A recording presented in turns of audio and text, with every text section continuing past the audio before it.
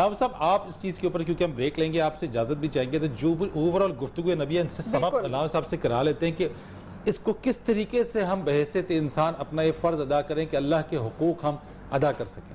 میں یہ بات سمجھتا ہوں کہ اللہ کا ایک حق ہم یہاں پہ اگر بیان کر لینا, ابھی بھائی نے خوف کی بات کی, یہ بھی حق ہے, لیکن توحید پہلا اللہ کا حق ہے اور اسی کو بیان کر دے اگر ہم اس مختصر سے وقت میں تو ہماری نجات کے لیے کافی ہے. میں نبی کریم صلی اللہ علیہ وسلم کی ایک حدیث آپ کے سامنے رکھنا چاہتا ہوں. نبی کریم صلی اللہ علیہ وسلم کہتے ہیں آج رات بارش ہوئی, حدیث صحیح ہے, امت کا اجماع ہے, آج رات بارش ہوئی, بعض لوگ کافر ہو گئے, بعض لوگ مومن ہو گئے. ایک بارش کی وجہ سے بعض لوگ کافر ہو گئے, بعض لوگ مومن ہو گئے. صحابہ نے پوچھا یہ کیسے ہوا؟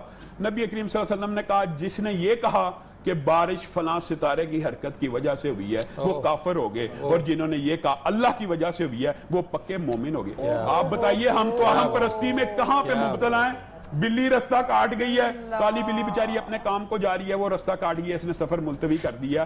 یہ کہتے ہیں ہمارا معاشرہ نا, میں آپ کو ایک حقیقت بتاتا ہوں, قرآن اور سنت سے اور حدیثوں سے اس طرح دور ہے.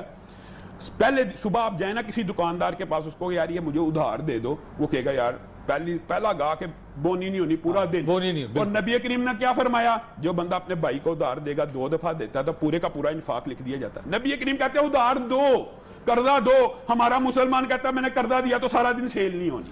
آپ دوسری بات یہ سنیں, ہمارے یہاں پہ بڑے بڑے آپ کیا کہیں مفکر بیٹھے ہوئے ہیں, کلونجی میں شفا ہے, نبی کریم نے کہا موت کے علاوہ, یہ کالم لکھتے ہیں کہ کلونجی کھانے سے بلڈ پریشر بڑھ جاتا ہے. شہد میں نبی کریم نے کہا شفا ہے, شہد کھانے سے جی شوگر بڑھ جاتی ہے. خوشبو نبی کریم کی سنت ہے نا کہ خوشبو لگاؤ, یہ پتہ کیا مشہور کریں گے, خوشبو لگانے سے جی جن آ جاتے ہیں. زیتون کا تیل نبی کریم صلی اللہ علیہ وسلم کی سنت ہے کہ استعمال کرو, یہ کہتے ہیں جی ان میں گھٹنوں میں درد شروع ہو جاتی ہے. ہر کام میں رسول اللہ کی مخالفت. اچھا یہاں تک کہ جیلی احکامات نبی کریم صلی اللہ علیہ وسلم تک منسوب کیے ہوئے ہیں. نبی کریم نے کہا مسلمان کو چاہیے اپنے صحن کی صفائی کرے.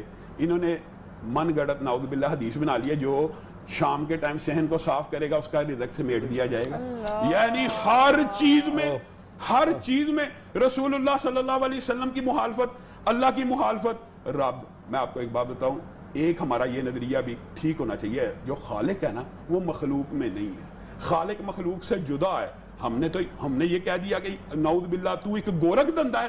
یہ اللہ ما لکم لا ترجون للہ وقارا, یہ اللہ کا وقار ہے. وما قدر اللہ حق قدری, ہم نے اللہ کی یہ قدر کی ہے کہ معاذ اللہ ہم اللہ تعالیٰ کی آئیڈینٹی کو مشکوک, اللہ تعالیٰ کی, ہمارے معاشرے میں یہ کلیہ پایا جاتا ہے, شاید آپ اس کی طرف توجہ نہ کریں.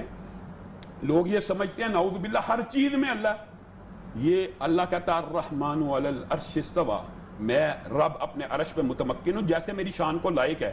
اگر یہ آپ مختصر سا خاکہ ذہن میں لائیں نا, آپ حیران رہ جائیں. اس آیت کی تفسیر کے اندر آپ بتائیں کہ یہاں سے سورج کتنے فاصلے کے اوپر ہے اور سورج زمین سے کتنے گنا بڑا ہے. 12 لاکھ زمینیں اور سورج میں آ جائیں. سورج سے بڑا ایک ستارہ انسانی آنکھ یعنی دوربین نے دیکھا ہے, اور 1 سیکنڈ میں آپ کو پتا روشنی 1,86,000 کلومیٹر طے کرتی ہے. اس فاصلے کو ناپنے کے لیے انہوں نے لائٹ ایئر ایجاد کیے کہ لائٹ کی 90 کروڑ سورج ہونا, انسانی آنکھ نے وہ ستارہ دیکھا ہے جو اس کے اندر سما جائیں. اس ستارے کے اوپر پتہ نہیں کتنے ستارے ہیں, ان کے اوپر آسمان ہے, 7 آسمان ہیں, اور پھر 7 آسمانوں کے اوپر کیا ہے, وسیع کرسیہ السماوات, اس کی کرسی ہے. اور حدیث کے الفاظ یہ ہیں کرسی کے سامنے یہ 7 آسمان, یہ ستارے, یہ سورج ایسے ہیں جیسے صحرا میں پڑا ہوا انگوٹھی کا ایک چھلا ہو.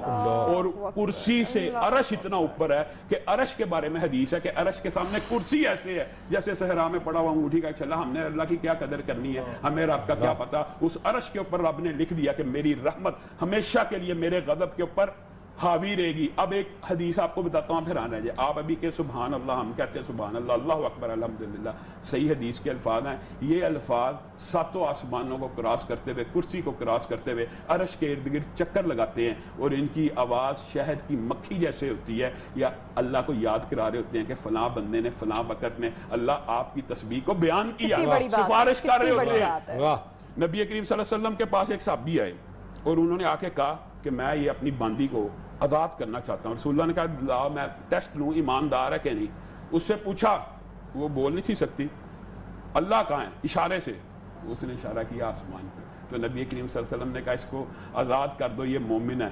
یعنی اللہ کی ایک جہت ہے, اللہ تعالیٰ نے, اللہ تعالیٰ علو کی جہت رکھتا ہے. ہم یہ کہہ دیں نہیں ہر چیز میں اللہ, ہر مخلوق میں اللہ, معاذ اللہ ہر شے ہی اللہ ہے. یہ جو عقیدہ ہے یہ باطل عقیدہ ہے, یہ نظریہ باطل ہے. اور بعض لوگوں نے اس سے بھی اپوزٹ کہہ دیا. آپ کو پتہ ہے ہم بعض لوگ پڑھاتے ہیں ایک خاص کلچر ہے کہ ہر چیز میں تو ہے, ہر ظاہر میں, ہر باطن میں, ہر منظر میں, ہر پس منظر میں, معاذ اللہ. ہاں لیکن اس سے یہ اشکال پیدا نہیں ہونا چاہیے کہ اللہ تعالیٰ اگر عرش کے اوپر ہیں تو اللہ تعالیٰ نے یہ جو کہا نحن اقرب الیہ من حبل الورید, میں بندے کی شہرگ حیات سے زیادہ قریب ہوں, تو اس میں کوئی تضاد ہے؟ یہ انسانی عقل کا تضاد ہے. اللہ تعالیٰ کی جو مخلوقات ہیں, نظر اللہ کی مخلوق ہے نا, آپ ذرا باہر نکلیں 1 سیکنڈ کے دار میں اس سے میں لاکھوں کلومیٹر کراس کر کے آسمان تک پہنچ جاتی ہے. جبریل امین عرش کے پاس کھڑے تھے, یوسف کو بھائیوں نے کنویں میں دھکا دے دیا تھا, اللہ نے کیا کہا میرے یوسف کے پاؤں کنویں کی زمین کو نہ لگیں, جبریل کا پر نیچے آ گیا. اللہ کی مخلوقات میں سے اگر اتنے سفر کی صلاحیت رکھتی ہیں تو اللہ تعالیٰ یہ وقت جو ہے, یہ جو فاصلہ ہے, یہ مخلوق نہیں ہے اللہ کی, یہ وقت بھی اللہ کی مخلوق ہے, یہ فاصلہ اللہ کی مخلوق ہے. اللہ کے لیے یہ فاصلوں کی کوئی اہمیت نہیں ہے, یہ انسان کے لیے. یہ انسان. اللہ نے جب اپنی جہد بیان کی ہے نا, اللہ نے کیا کہا نحن اقرب الیہ من حبل الورید, میں تمہاری شاگردہ کے حیات سے زیادہ قریب ہوں. بندہ جب جہد بیان کرے گا اللہ تعالیٰ اوپر ہی ہے, اللہ تعالیٰ. اور یہ بات ایک اور سمجھنے کی ضرورت ہے, اللہ تعالیٰ نے یہ اشکال بھی دور کر دیا, وَإِذَا سَأَلَكَ عِبَادِي أَنِّي فَإِنِّي قَرِيبٌ. جب میرے بندے میرے بارے میں سوال کریں نا, آپ کسی کے پاس چلے جائیں نا اللہ کے بارے میں سوال کرنے, وہ آپ کو کیا جواب دے گا اور اللہ کیا جواب دے گا؟ اگر آپ نے موازنہ کرنا ہے, اللہ کہتا ہے جب میرے بندے میرے بارے میں سوال کریں تو کہہ دو انی قریب, میں قریب ہوں, بلکہ خود ہی جواب دیا میں قریب ہوں. اور آپ بندوں سے پوچھ لیں گے نا, وہ کہیں نہیں جی اللہ بڑا دور ہے, اللہ کو ایک ذریعہ, واسطہ, وسیلہ, سیڑھی, طریقہ, وزیر, بادشاہ کی مثالیں دے دے کے سمجھائیں گے. اللہ کہہ رہا ہے انی قریب, میں قریب ہوں, میں تمہاری شاعر کے حیات سے بھی قریب ہوں. ایک دفعہ میرے دربار پہ آؤ تو صحیح, ایک مرتبہ.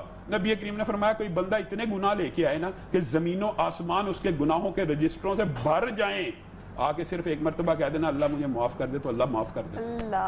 یہ اللہ رب العزت کی شان ہے, اور یہ ہمیں سمجھنے کی ضرورت ہے آج کہ اللہ رب العزت. بہترین خلاصہ, میرے خیال سے اس سے خوبصورت ہو نہیں سکتا تھا. بہت اچھی بہت زبردست آپ کی گفتگو رہی, آپ سے ہم اجازت چاہیں گے.